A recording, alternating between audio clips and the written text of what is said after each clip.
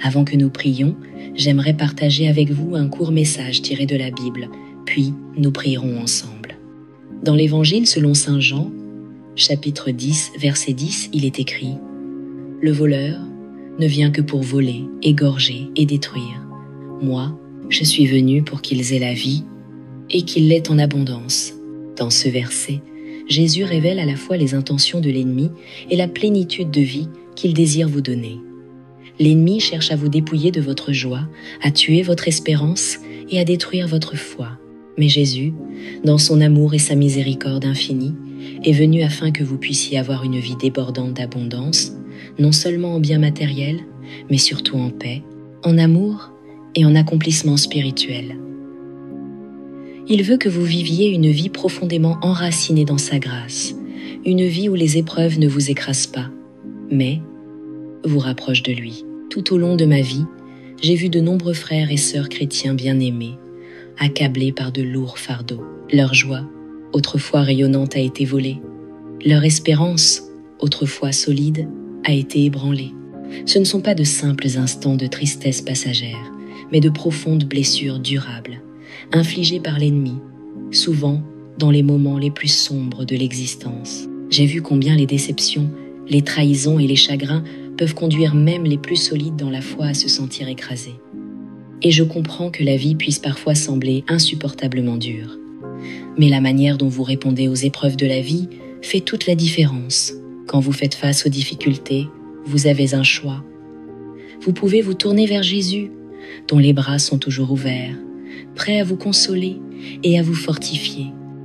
Ou bien laisser les blessures persister, donnant place à l'amertume et au découragement.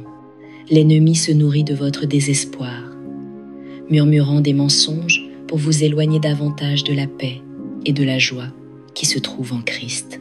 Mais souvenez-vous, vous n'êtes jamais seul. Lorsque vous courez vers Jésus, il ne se contente pas de réparer votre cœur brisé, il renouvelle votre esprit. Il transforme votre douleur en mission, votre tristesse en joie et votre combat en témoignage de sa grâce. Dans le livre d'Isaïe, chapitre 40, verset 31, il est écrit « Mais ceux qui mettent leur espérance dans le Seigneur renouvellent leur force.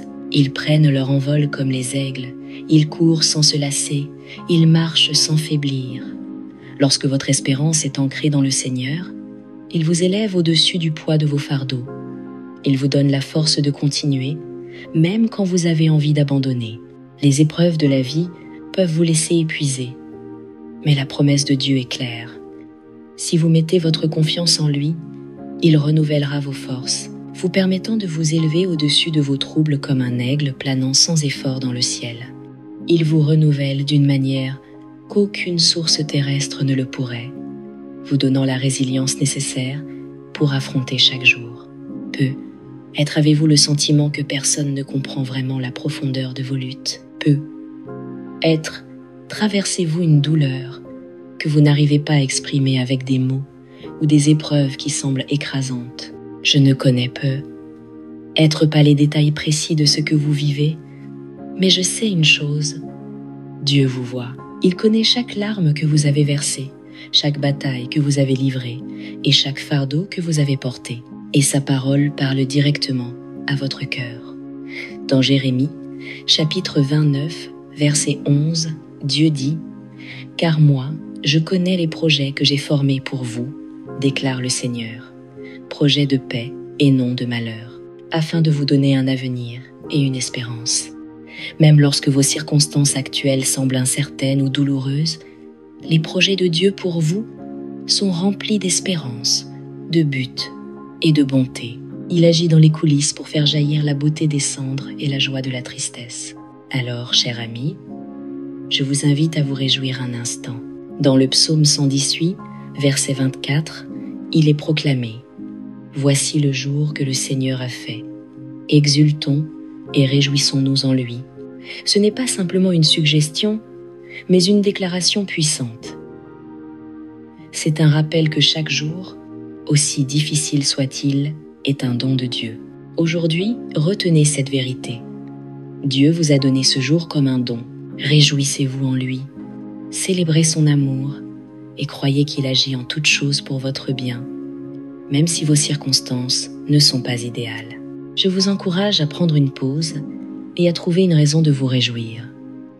Peut être la beauté d'un lever de soleil, la gentillesse d'un être cher, ou la paix de savoir que les miséricordes de Dieu sont nouvelles chaque matin. Se réjouir ne demande pas que tout soit parfait. Cela demande seulement un cœur disposé à voir la bonté de Dieu, même dans les plus petites bénédictions. Maintenant, prenons ce moment pour prier ensemble.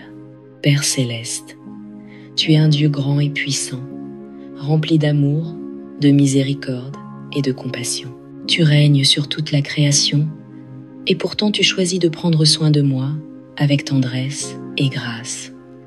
Seigneur Jésus, tu es mon Rédempteur, celui qui a tout donné pour me sauver. Tu es mon libérateur, celui qui m'a fait sortir des ténèbres du péché pour m'introduire dans la liberté de ta glorieuse lumière. Tu es celui qui brise toutes les chaînes et qui me rend libre. Comme le dit ta parole, voici le jour que le Seigneur a fait, exultons et réjouissons-nous en lui. Je déclare cette vérité aujourd'hui, sachant que chaque instant que j'ai est un don venant de toi. Merci Seigneur pour ce beau jour nouveau que tu as créé avec amour spécialement pour moi. Merci pour l'air que je respire. Merci pour la capacité de lever ma voix en louange, de chanter des chants d'adoration et de prononcer des paroles de reconnaissance. Pardonne-moi Seigneur pour les moments où j'ai manqué de remarquer tes bénédictions, où j'ai laissé l'agitation de la vie m'empêcher de voir ton action. Pardonne-moi pour les fois où je t'ai pris pour acquis, oubliant que tout bien que j'ai vient de toi. Aide-moi, Seigneur, à rester toujours conscient de ta grâce et à ne jamais cesser de te remercier pour les innombrables façons dont tu me bénis. Saint-Esprit, je t'invoque aujourd'hui.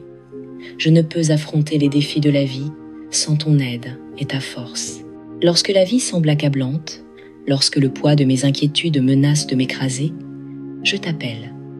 Remplis-moi d'une espérance renouvelée et de courage. Père, je t'adresse une autre demande. Protège la joie que tu as déposée dans mon cœur. La vie n'est pas toujours facile, et il y a des moments où les luttes du monde cherchent à voler la joie que tu as donnée si librement. Mais Seigneur, je choisis de tenir ferme, sachant qu'en toi, j'ai la victoire. Par Jésus-Christ, je suis plus que vainqueur, et aucun plan de l'ennemi ne peut m'arracher la joie qui vient de ta présence. Comme il est écrit dans le psaume 119, verset 162, « Je me réjouis de ta parole, comme celui qui trouve un grand trésor. » Oui, ta parole est le plus grand trésor que je puisse avoir, une source de réconfort, de guidance et d'assurance inébranlable. Merci de me parler à travers les Écritures, de me rappeler tes promesses et de remplir mon cœur de paix.